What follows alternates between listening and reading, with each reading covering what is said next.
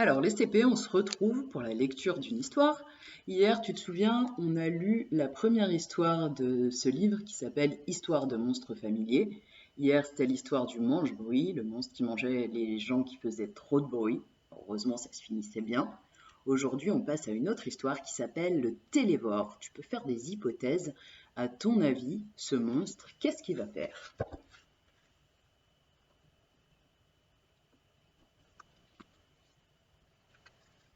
Il était une fois une cité HLM où les parents regardaient tout le temps la télévision, au point d'en oublier leurs enfants. Les enfants trouvaient cela très agréable, car ils pouvaient faire autant de bêtises qu'ils voulaient. Ils grimpaient en haut des arbres, ils dégonflaient les pneus des voitures, ils attachaient de vieilles boîtes de conserve à la queue des chiens, ils mangeaient des tonnes de bonbons, ils criaient dans les cages d'escalier, ils déchiraient leurs vêtements pour mieux se déguiser. Ils se bagarraient presque pour de vrai.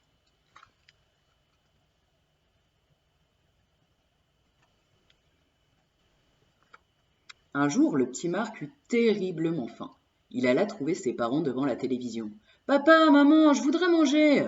Ah, débrouille-toi. Nous regardons l'émission de Laurent Casserole. Marc, un peu triste, chercha dans le réfrigérateur, mais il ne trouva rien à manger. Alors, il sortit, frotta sa montre de plongée. Le magicien TF1 apparut. Il ressemblait à Laurent Casserole, le célèbre animateur télé. Que veux-tu? Mes parents regardent trop la télévision, ils me donnent plus à manger. Cela ne peut plus durer. Le magicien TF1 dirigea sa baguette magique presque aussi grande qu'une antenne de télévision vers une souris qui passait par là.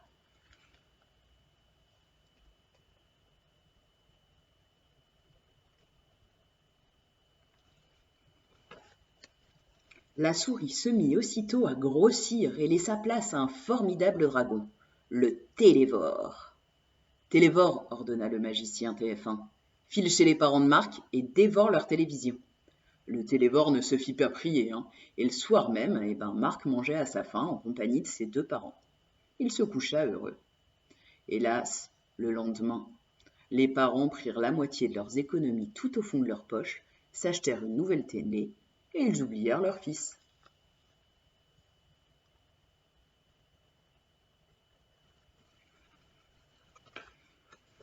Une semaine plus tard, Marc eut envie que ses parents lui offrent des cadeaux.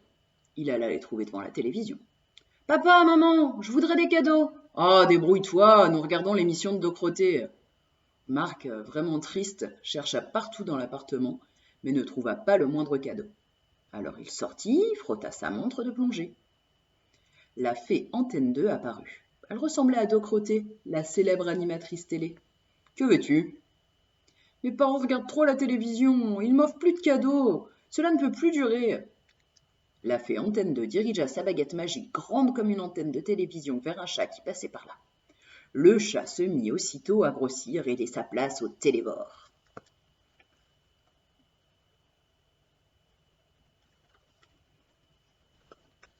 Télévore, ordonna la fée Antenne 2.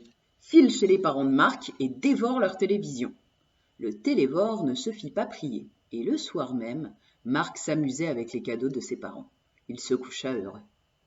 Hélas, 3 jours plus tard, les parents prirent l'autre moitié de leurs économies tout au fond de leur poche et ils s'achetèrent une nouvelle télévision. Et ils oublièrent encore leur fils. Un mois plus tard, Marc eut envie que ses parents l'embrassent. Il alla les trouver devant la télévision. Papa, maman, je voudrais un baiser. Ah, débrouille-toi. Nous regardons l'émission de Patrick Savassuet. Marc, vraiment très triste, tourna en rond dans l'appartement, mais ne trouva pas de baiser. Alors il sortit, frotta sa montre de plongée. Le magicien FR3 apparut devant lui. Il ressemblait à Patrick Savassuet, le célèbre animateur de télé. Mais que veux-tu? Mes parents regardent trop la télévision, ils ne m'embrassent même plus, ils ne font plus de bisous. Cela ne peut plus durer. Le magicien FR3 dirigea sa baguette magique beaucoup plus grande qu'une antenne de télévision vers un chien qui passait par là. Le chien se mit aussitôt à grossir et laissa place au télévore. Télévore, ordonna le magicien FR3. File chez les parents de Marc et dévore leur télévision. Le télévore ne se fut pas prié, Et le soir même, Marc reçut 1000 baisers, bisous de ses parents. Il se coucha heureux. Regarde le chien avant qu'il se transforme en télévore. Depuis, les parents de Marc n'ont plus d'argent, ils n'ont plus d'économie. Alors ils ne peuvent plus s'acheter de télévision et ils pensent à leur fils. Ils lui donnent à manger, ils lui offrent des cadeaux, ils l'embrassent. Et plus le temps passe, plus ils aiment ça.